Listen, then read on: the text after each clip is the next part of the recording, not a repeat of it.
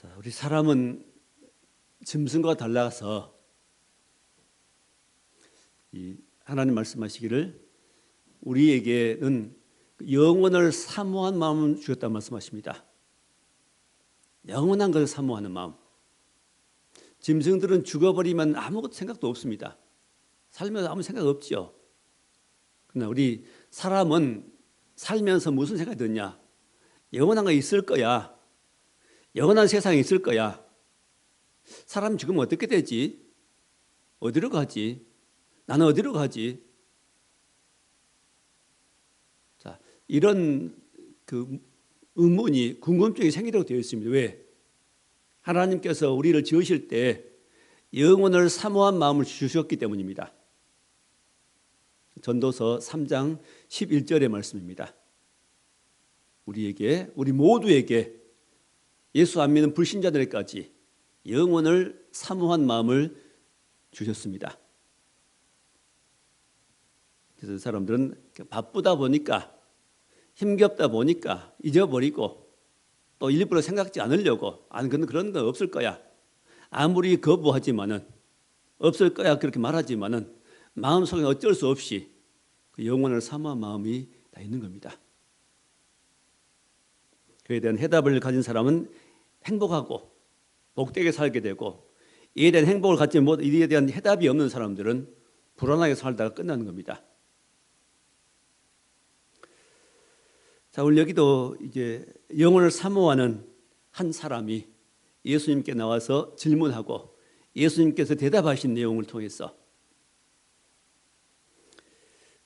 그리 주님 뭐를 말씀하십니까? 하늘에 보화가 있을 것이다. 이렇게 하면은 너에게 하늘에 보화가 있을 것이다. 하늘의 보화를 말씀하십니다. 자, 이런 내용 가지고 함께 은혜를 나누려고 합니다. 자, 첫째, 영생에 대한 질문입니다. 영생을 얻고 싶어서 영생은 길이 무엇인가를 잘 몰랐기 때문에 이런 의문을 가지고 한 사람이 예수님께 나와서 물었습니다. 자, 18절에 보니까 어떤 관리가 물어 이르되 선한 선생님이여 내가 무엇을 하여야 영생을 얻으리까? 내가 무엇을 하면 영생을 얻을 수 있습니까? 물었습니다. 자, 이 사람은 영생 얻는 방법이 뭐라고요? 뭘 하면은 얻을 줄 알았습니다. 뭘 하면은. 예를 들면 무슨 선한 일을 하면은 영생 얻을 것인가? 아니면 이웃 돕기를 하고 구제하고 이러면 영생 얻는 것인가? 아니면 무슨 종교적인 행위를 열심히 하면은 그것 때문에 영생을 얻게 되는가? 그걸로 인해서. 해답을 몰라서 예수님께서 물었습니다. 자, 영생을 얻는 것은 무슨 행위를 먼저 해가지고 영생 얻는 거 아니지요. 영생 얻는 길은 예수님을 믿고 예수를 믿는 자가 그 행위를 바꿔가는 것입니다. 그 잘못된 삶을 고치고 바꿔가는 것이죠. 성령의 능력으로. 그게 믿음의 생활인데 보통 영생에 이해하지 못하는 사람들은 무엇을 하면은 사람이 구원을 받고 영생을 얻는다 이런 생각을 하고 있습니다. 자, 영생을 얻고 생명을 얻는 것은 죽은 영혼이 살아나는 겁니다. 마치 죽은 자가 사는 것 같은 역사입니다. 그 영생의 역사지요. 예수를 믿게 되면은 죽은 영혼 속에 예수의 영이 들어가서 그가 살아나는 겁니다. 그 영혼이. 그 영생의 시작이죠. 그때부터 믿음의 생활이 시작되는 겁니다. 그런데 관원은 이 사실을 알지 못하고 무엇을 하면은 영생을 얻게 될 것이라는 전제를 가지고 예수님 앞에 질문을 던졌습니다. 그때 예수님께서 뭐라고 답하시죠?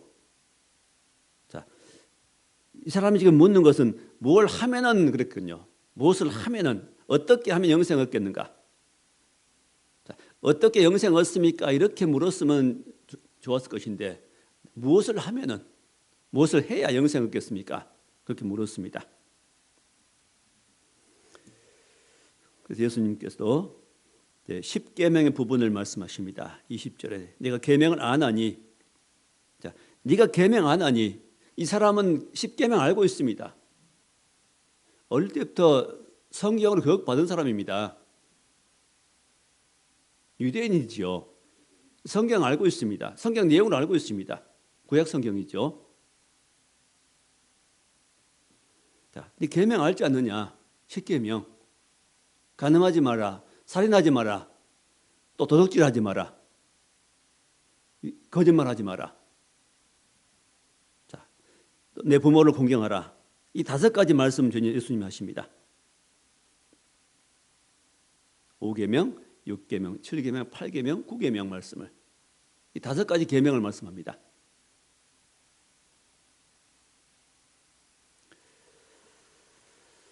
자, 그때 이 청년이 속으로 그런 것 좀 내가 다 아는데, 알고 교육받았고 지금도 내가 행하고 사는데 그 말입니다. 자, 청년 이 관원이 뭐라고 대답해요? 21절에 여짜오되 이것은 내가 어려서부터 다 지켰나이다.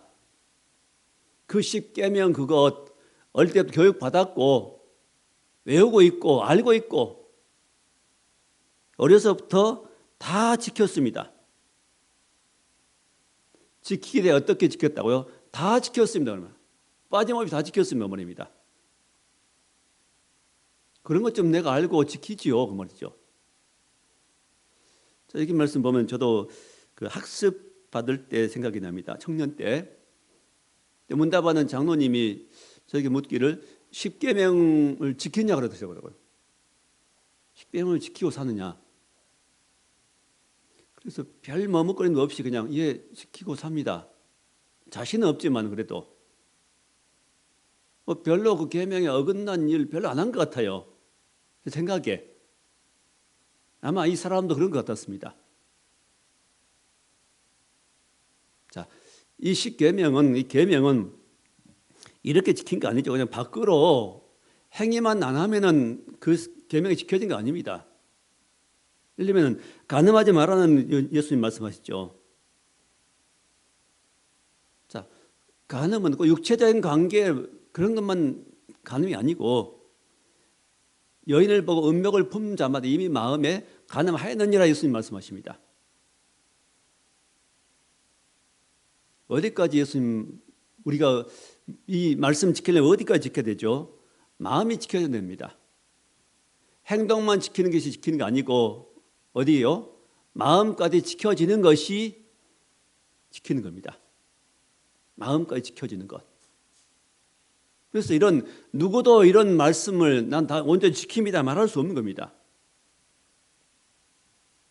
근데 아직 예수님 모르는 이 청년의 입장에서는 또 저도 세례 학습 받을 그때 그 당시 입장에서는 그냥 행위로만 하지 않으면은 괜찮다고 여겼습니다. 지킨다고 여겼습니다. 근데 예수님은 뭐라고 말씀하세요? 마음으로. 마음까지 그러냐고 말입니다. 또 그 다음에 말씀이 살인하지 말라 그랬죠. 살인하지 마라. 사람을 죽이는 게 살인인데 무기를 가지고 뭐 이런 가지고 도구를 가지고 살인은 사람을 직접 피 흘려 죽이지는 않더라도 그 사람을 향해 미운 마음을 품으면은 그것도 이미 마음에 살인하였느니라 말씀하십니다. 누구를 미워하는 마음 품고 있는 사람은 이미 마음에 살인해버린 겁니다. 그러니까 10계명은 단순히 그냥 겉으로 안 하는 것, 행위하지 않는 것, 그거 지켜진 게 아니고 마음 속의 문제입니다. 지금. 자, 우리 믿음의 문제, 신앙생활의 문제는 물론 행위의 문제도 있지만은 먼저는 무엇의 문제입니까? 우리 마음의 문제입니다. 마음에서 그것이 용납이 되느냐, 마음에서 용서가 되느냐, 마음의 사랑이 되느냐, 또 마음에서 미워하느냐, 이게 문제입니다. 뭐를 지키려는 보다 뭘 지키라? 내 마음을 지키라. 생명의 근원이 마음에서 나느니라 말씀합니다. 마음은 미워서 부글부글 끓어오르는데 죽이고 싶어지는데 밖으로는 미소 짓고 다닌다면은 그 아니지요. 그게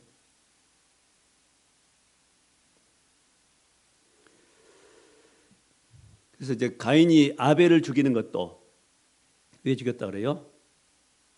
미운 마음입니다. 자, 악한 자가, 악한 영들이 그 형의 마음에 미운 마음을 집어넣었습니다.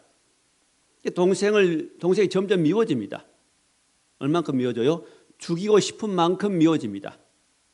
그래서 죽여야지 마음을 품게 됩니다. 그렇게 실행하게 되지요. 가인이 살인자가 됩니다. 자, 살인자 된 이유는 뭐라고요? 미움 때문이었습니다. 혹시 우리들 중에서 누가 미워진다면 깜짝 놀라야 됩니다. 그 미운 마음은 어디서 온 거지요? 악한 영들이 주는 마음입니다. 사탄이 주는 마음이요, 마귀가 주는 마음입니다. 하나님 주신 마음이 아닙니다. 그런 독한 감정은, 미움이란 그 독한 감정은 나중에 살인으로까지 나가게 되는데, 이런 감정 하나님께로 온 것이 아닙니다. 절대 우리 마음 속에는 그런 미움이 들어온다면, 싹 튼다면 얼른 잘라버려야 됩니다. 아니라고 거절해야 됩니다. 이 마음은 하나님 주신 마음이 아니고 이건 나를 불행하게 만들고 이건 살인한 감정이라고 외쳐야 됩니다. 깜짝 놀라야 됩니다.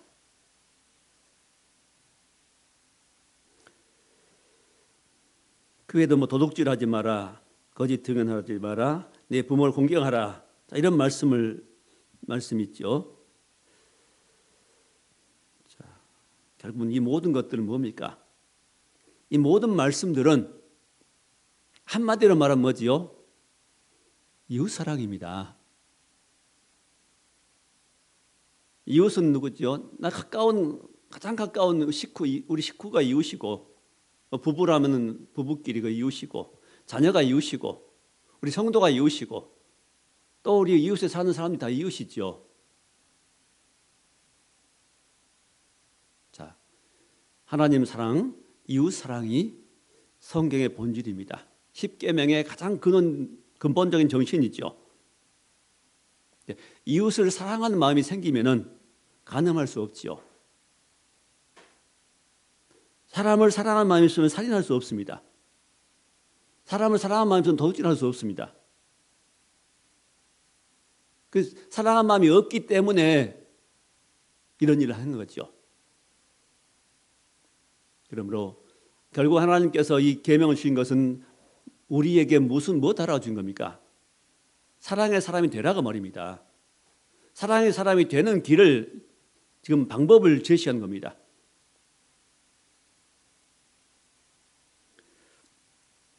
근데 이 사람은 아직 그 사실을 알지 못했기 때문에 자기는 그냥 계명 지킨다고 여겼습니다. 어려서부터 다 지켰나이다. 다 지켰습니다. 어림도 없지요. 전혀 지키지 못한 사람입니다. 자, 이 예수 믿지 않고는 우리는 이 법을 절대로 지킬 수 없습니다. 예수 안 믿는 사람은 십계명 어느 하나도 절대로 지킬 수 없습니다. 많이 부족합니다. 어림도 없습니다. 오직 예수를 믿어야, 주님의 사랑을 받아야 이 말씀이 점점점 내 말씀으로 지켜져 가게 된 겁니다. 자, 다 지켰다고 하니까, 어려서부터 다 지켰다고 하니까 예수님 뭐라고 하셔요? 나무라진 않지요. 말씀하십니다. 22절에 두 번째 줄에 내게 아직도 한 가지 부족한 것이 있으니, 내게 한 가지 부족한 것이 있다. 한 가지가 부족하다. 그 부족한 한 가지가 뭐지요? 내게 있는 것을 다 팔아 가난한 자들에게 나눠주라. 그리하면 하늘에서 내게 보화가 있으리라. 그리고 와서 나를 따르라 하시니. 자, 가난한 자들에게 내 있는 것을 다 팔아서 주고 나눠주고 나를 따르라. 다 팔아서. 이게 지금 이웃 사랑에 대한 말씀이죠. 이 사람은 굉장히 큰 부자라 말씀이에요. 23절에 그 사람이 큰 부자이므로, 이 사람은 큰 부자인데 불구하고 이웃에 대한 의무를 전혀 하지 않았습니다. 이 정도로 많이 가지고 있으면은 주변에 어려운 사람도 있을 것입니다. 그에 도움을 필요한 사람이 많이 있었을 것입니다. 좀 더 나눠주고 살았으면 좋았을 것인데 그렇지 못하고 살았지요. 전혀 그렇지 못하면서 그는 이 계명을 다 안다고 하고 지켰다고 했습니다. 계명을 지키는 건 아니죠. 계명을 지킨다는 것은 이런 많은 재물을 가지고 있는 사람은 이웃을 위해서 나눠줄 수 있는, 쓸 수 있는 그런 사람이 되어야 이 계명을 지키는 겁니다. 그러면 이 사람은 전혀 지키지 못한 사람이 되었습니다. 예수님께서 그걸 다 팔아서 뭘 팔아요? 다 팔아라 그랬어요. 그 많은 재물을 다 팔아서 가난한 사람에 나눠주고 나를 따르라. 이렇게 말씀하니까 결국은 그 사람은 순종하지 못하지요. 너무 충격이 되겠지요. 자, 두 번째는 따르려면 보화를 이렇게 이제 팔아서 주고 나를 예수님 따르면은 하늘에서 보화가 있을 것이다 말씀했습니다. 보화가 있을 것이다. 두 번째 말씀은 이런 보화를 버리지요. 보화를 그는 얻을 기회가 있었는데 그 보화를 얻지 못하고 버렸습니다. 23절에 보니까 그 사람이 큰 부자이므로 이 말씀을 듣고 심히 근심하더라. 누구나 그럴 겁니다. 큰 부자가 영생 얻기 위해서 모든 걸 다 버린다. 다 팔아서 가난한 사람에게 주고 믿음의 길로 간다. 그럴 사람은 아마 굉장히 드물 것 같습니다. 이런 일은 아마 거의 없을 것 같습니다. 이 땅의 사람 중에. 근데 왜 예수님 말씀을 이렇게 말씀하셔요? 자기가 다 지켰다고 하니까 말씀하는 말씀입니다. 다 지켰다 하니까. 그럼 니 다 팔아봐라 그러면 말이죠.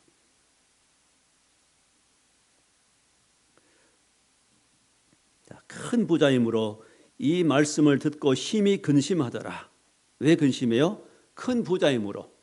가진 것이 아무것도 없었기 때문에 쉽겠지요. 작은 거 하나 있다면 그것 그냥 버려버리고 주님 따르면 너무 쉬운데 큰 부자이므로 그럴 수 없습니다. 부가 얼마나 사람의 큰 능력인데 힘이 되는데요.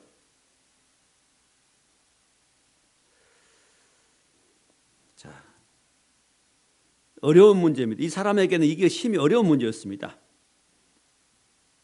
예수님 다시 말씀하십니다. 24절에 예수께서 그를 보시고 이르시되 재물이 있는 자는 하나님 나라에 들어가기 얼마나 어려운지. 재물이 있다는 건 재물이 많은 자를 말하겠죠. 또 재물이 있다는 것은 재물을 의지한 사람 말합니다. 이 사람처럼 큰 부자 많은 재물을 가지고 그 영생에 관심 가지고 영생 얻는 길이 어딘가 하고 그 많은 걸 가지고 누려보지만은 마음에 평안도 없고 기쁨도 없고 만족도 없었습니다. 행복이 없었습니다. 영생 얻는 길을 물어왔는데 그 길이 쉬울 줄 알았는데 예수님께서 오히려 가장 어려운 것을 하라고 말씀하십니다. 가장 어려운 것, 이 사람에게 가장 어려운 걸 하라고 하니까 그는 근심할 수밖에 없습니다. 또 예수님 말씀하시기를 재물인 자가 하나님 나라에 들어가기 얼마나 어려운지 얼마큼 어려워요? 낙타가 바늘기로 들어가는 것이 부자 하나님 나라에 들어가는 것보다 쉬우니라. 낙타는 바늘길을 통과할 수가 없습니다. 불가능합니다. 근데 부자가 하나님 나라에 들어가기보다 더 쉽다. 낙타가 바늘길로 들어가는 것이 부자 하나님 나라에 들어가는 것보다 더 쉽다 말씀합니다. 여기 그 바늘기에 대해서 다른 설이 있기도 합니다. 바늘기. 그래서 낙타 바늘기로 들어간다는 것은 너무 과장된 부분이 있죠. 바늘기는 작은 것이고 낙타는 큰 동물입니다. 그래서 어떤 책에 보면 어떤 학자도 이렇게 말합니다. 예루살렘 성벽이 있는데 성벽에 문들이 여러 군데 있습니다. 큰 성문도 있고 또 작은 사람들만 거의 겨우 이렇게 고개 숙이고 들어갈 수 있는 머리 속에 들어간 작은 문들도 있다고 합니다. 그런 낙타가 그런 작은 성문, 사람이 고개 숙여 들어갈 수 있는 그런 문을 통과한 것보다 바늘길을 그렇게 해석한 학자도 있습니다. 어느 것인지는 알 수 없지만 어쨌든 낙타가 통과할 수 없는 것을 말합니다. 낙타가 통과할 수 없는 작은 구멍, 문. 낙타가 바늘길 들어가는 것이 부자가 하나님 나라에 들어가는 것보다 쉬우니라. 그만큼 어렵다는 겁니다. 그럼 부자는 하나님에 들어갈 수 없는 겁니까? 그런 의미가 아닙니다. 지금 부자들은 다 그럼 천국 못 들어가는 겁니까? 그런 말씀 전혀 아닙니다. 자, 누가복음 19장에 말씀하는 삭개오가 그는 세리장이고 그는 부자였습니다. 그 예수님 말씀 듣고 자기 집을 예수님 초청해서 주님 말씀 듣고 그가 고백한 내용이 있습니다. 내가 내 재물의 절반을 가난한 사람들에게 나눠주고 내가 속에 뺏은 게 있으면 4배로 갚겠습니다. 재물의 절반을 주겠다고 가난한 사람에게 주겠다고 자기가 고백했습니다. 은혜 받고 나니까 그런 마음이 든 겁니다. 아, 내가 잘못 살았구나. 나만 위해 살았구나. 내 이익만 생각하고 내 호주머니만 채울 생각을 했구나. 그게 깨달아진 겁니다. 언제 깨달아져요? 하나님 말씀 듣고 보니까, 복음을 듣고 보니까, 예수님 만나고 보니까 잘못 살았던 그 모습이 보이는 겁니다. 즉시로 내 재산의 절반을 가난한 사람에게 주겠습니다. 그때 예수님 그 고백을 들으시고 뭐라 그래요? 이 사람은 아브라함의 자손이다. 믿음의 자손이다. 이 믿음은 어디서부터 왔다? 천국으로부터 왔다는 겁니다. 하나님께로부터 왔다. 하나님께도 믿음을 받았단 말입니다. 구원받았다는 것이죠. 많은 재산, 삭개오의 많은 재산 절반 쪼개고도 그는 부자입니다. 예수님 나머지 다 팔아 말씀 안 했습니다. 예수님을 무덤에 장사 지낸 사람 누구지요? 아리마대 사람 요셉이죠. 그는 부자라고 말씀합니다. 이미 구약성경에 예수님 무덤은 부자의 묘실에 안치될 것을 예언하고 있습니다. 그는 하나님 나라를 사모한 자라고 말씀합니다. 그 부자도 하나님 나라를 사모한 사람이었습니다. 그러므로 부자를 정죄한 건 아닙니다. 부자를 정죄하면 안 됩니다. 이 본질적인 말씀은 뭐지요? 그게 아니고 바로 부자는 그 물질에 뺏겨버린 것을 마음이 물질에 뺏겨버리기 때문에 문제입니다. 자, 삭개오나 아리마대 요셉 이런 사람은 그 물질에 마음이 안 뺏기죠. 가지고 있지만 하나님 나라를 사모합니다. 예수님 그래서 시신을 갖다가 장사 지냅니다. 이런 귀한 일에 쓰임 받지요. 하나님이 주신 물질을 가지고 쓸 줄 아는 겁니다. 하나님께서는 우리 그리스도인들에게도 이렇게 물질을 하나님의 뜻대로 쓸 줄 아는 사람들에게는 물질을 맡기시는 것이죠. 맡겨 쓸 수 있는 겁니다.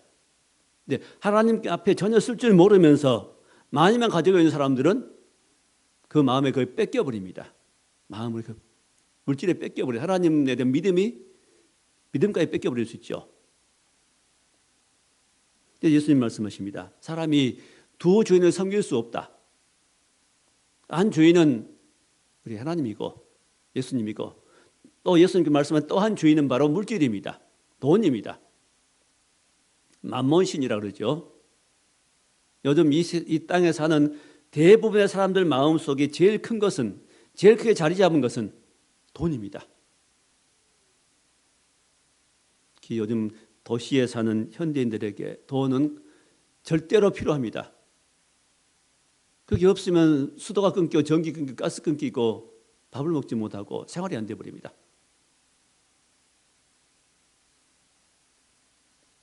자, 물질이 나쁜 건 아니고 하나님께 주신 창조하신 것이고 또 그것을 선하게만 사용하면 얼마나 아름다운 것인지 알 수 없습니다. 남에게 어려운 사람을 구제할 수 있도록 하기 위해서 더 열심으로 손으로 열심히 수고해서 일하고 그 소득을 얻으라고 주님 말씀하십니다. 그 성경의 가르침입니다. 그래서 우리 성도님 가정들도 좀 더 좀 잘 살았으면 좋겠습니다. 아무 물질 때문에 고생하지 않고 좀 여유 있게 살았으면 좋겠습니다.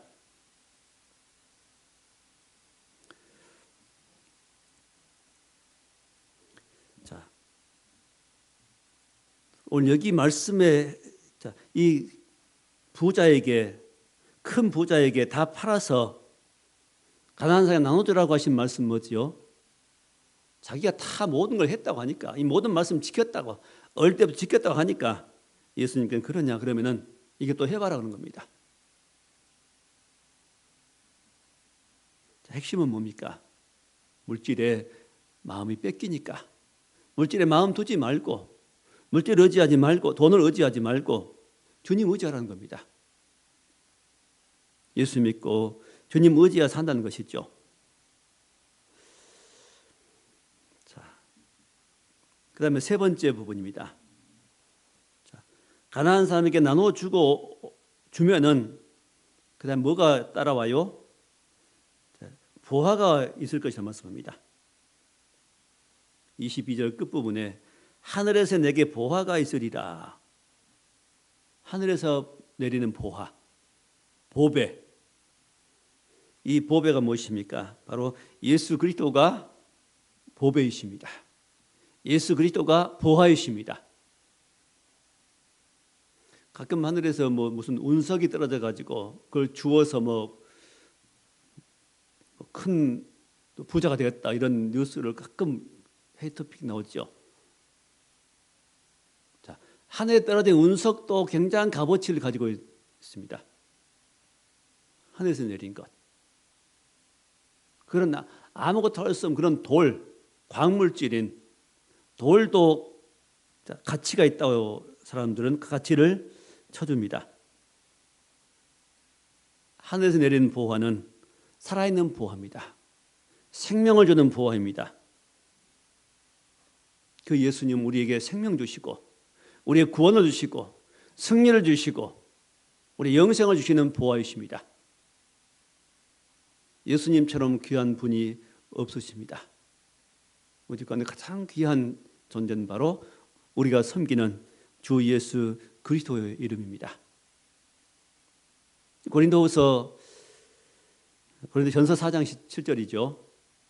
고린도전서 4장 7절에 우리가 이 보배를 질그릇에 가졌으니 이 보배가 뭐지? 예수님입니다. 이 보배이신 예수님을 우리 질그릇 같은 우리 몸에 가졌으니 이는 능력의 힘이 큰 것이 우리에게 있지 아니하고 하나님께 있음을 알게 하려 함이라. 자, 이 보배이신 주님을 내가 내 마음에 품게 되면은 그 주님이 내 안에 들어오시고 우리가 그 주님을 알고 믿고 나가게 되면은 큰 능력이 어디서 와요? 내게 능력이 있는 게 아니라 이 보배이신 주님께 능력이 있다는 겁니다. 이 주님 내게 계시면은 이제는 사람을 이해할 수 있는 마음이 들어오고 참을 수 있는 마음도 생기게 되고 그를 도와줄 수 있는 마음도 생기게 되고 사랑할 수 있는 그런 놀라운 은혜도 내게 임하게 됩니다. 그 주님 내게 오시면은 우리 마음 평안이 옵니다. 평강이 임합니다. 주님 위로가 있습니다.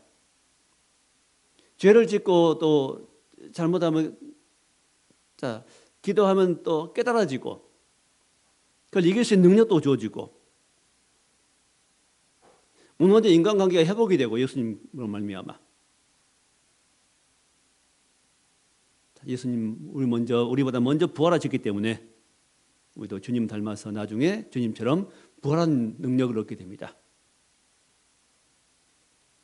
이게 보화지요. 자, 마태복음 13장 44절에도 그 보화 비유가 나오죠. 천국은 마치 밭에 감추인 보화와 같으니 어떤 사람이 그 보화를 발견하고 그걸 숨겨두고 기뻐하며 가서 자기의 모든 소유를 다 팔아 그 밭을 사느니라. 어떤 사람이 일하다가 밭에서 일하다가 보화를 발견하고 남의 밭이겠죠. 그걸 숨겨두고 기뻐하고 그 보화를 자기가 삼기 위해서 자기의 소유를 다 팔아서 그 밭을 사느니라. 밭 전체를 사버립니다. 보화가 묻힌 밭을 다 사버립니다. 보화가 묻힌 밭은 어디요? 우리 마음입니다. 저 여러분 마음속입니다. 가장 귀한 곳입니다. 가장 가치 있는 곳입니다. 가장 가치 있고 가장 비싼 것입니다. 어떤 돈으로 환산할 수 없는 것입니다. 자, 그 보화가 있지만은 우리 속에 그 보화가 이미 있지만은 이것은 온전히 내 것이 아직 안 되는 겁니다.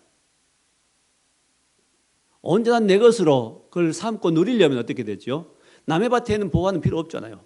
보석은. 많은 그리스도인들이 남의 밭에 있는 보화처럼 여겨 살아갑니다. 내 안에 있는 내 속에 있는 내 심령 가운데 계신 주님을 잘 알지 못하고 그걸 누리지 못하는 겁니다.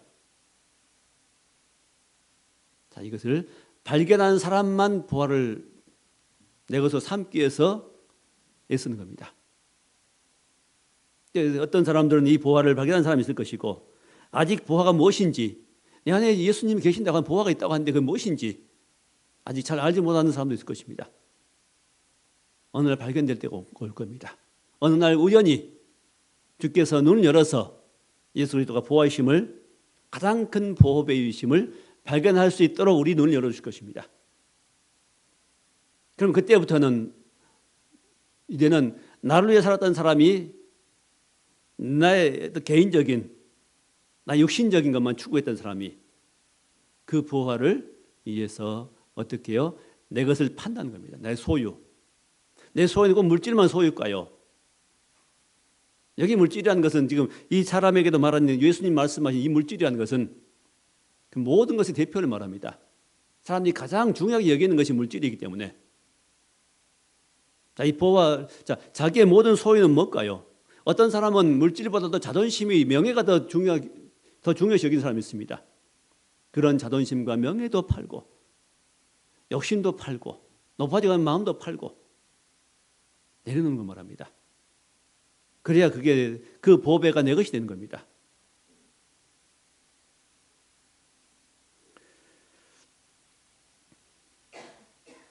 찬송가도 있죠. 내 마음속 솟아난 이 기쁨 깊이 묻힌 보배로다. 자, 내 마음속에 계신 주님 이분이 이 예수 그리스도가 우리의 보배이십니다. 보화이십니다. 자, 말씀을 맺겠습니다. 자, 우리는 가장 소중한 것이 뭘까요?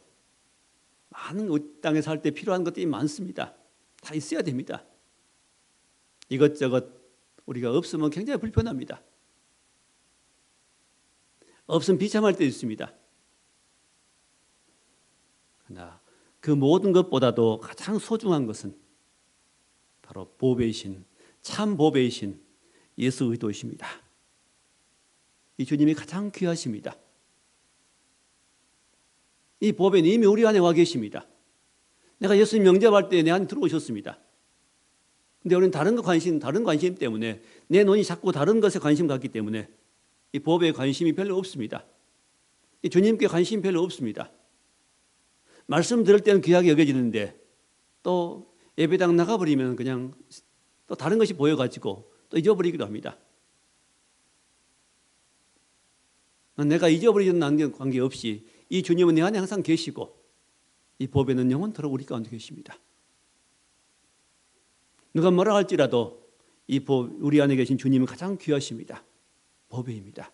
우리 모든 것을 다 내려놓고 다 팔아서라도 사야 할 살만한 가치가 있습니다.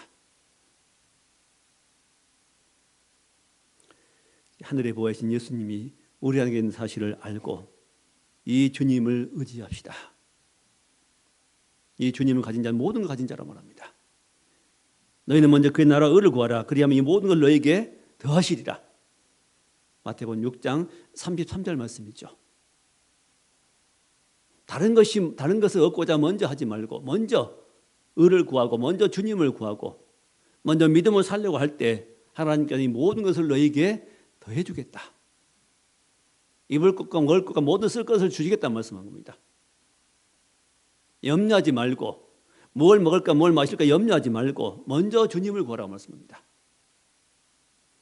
순서를 바로 할 때 하나님께서 모든 것들이 이제 정리되고 모든 걸 쓸 수 있도록 하시고 그리고 평안하게 기쁘게 행복하게 살아갈 수 있도록 해주겠다는 말씀입니다. 자, 이 귀하신 주님을 내가 주로 모십시다. 주로 고백하십시다. 그리고 잊어버린 다시 기억하십시다. 주님이 내 안에 계신 가장 귀하신 주님이 이 땅에뿐만 아니라 우리가 이 세상을 떠나고 그 영원한 나라에 들어가서도 그 주님은 내 안에 항상 계십니다. 영원토록 함께할 분은 우리 주님밖에 없습니다.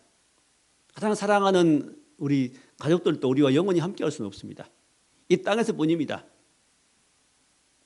그러나 나와 영원히 함께할 분 주님이시고 내가 천국 갈 때 가지고 갈 수 있는 그것이 뭐죠? 내 안에 계신 주님이고 내 마음 가운데 믿음입니다. 내 만들어진 영혼입니다.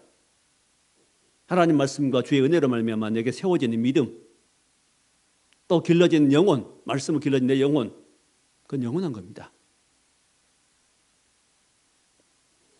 자, 우리 참 법인 주님을 높이고 주님을 인정하고 주 예수 그리스도 안에 주신 여러 가지 평안과 기쁨과 행복 속에서 살아가는 복된 우리 삶이 될 수 있기를 주의 이름으로 축원합니다. 기도하겠습니다. 하나님 감사합니다. 주 예수보다 귀한 것 없음을 고백합니다. 이 우리 안에 계신 주님을 우리가 주라고 고백하고 주 예수를 나의 주로 믿고 의지하며 또 문제를 가지고 기도하고 응답받으며 그 주님과 함께 우리의 인생을 살아갈 수 있도록 역사해 주옵소서. 도와주옵소서. 믿음 없음을 용서하시고 더 큰 믿음으로 살아갈 수 있는 능력들을 공급해 주시고 세상으로 빼앗겨본 마음들을 더 주님께로 나갈 수 있도록 우리 마음들을 지켜주옵소서. 예수로 승리하는 예수로 사는 예수로 승리하는 백성 될 수 있도록 축복해 주옵소서. 예수님 이름으로 기도하옵나이다. 아멘.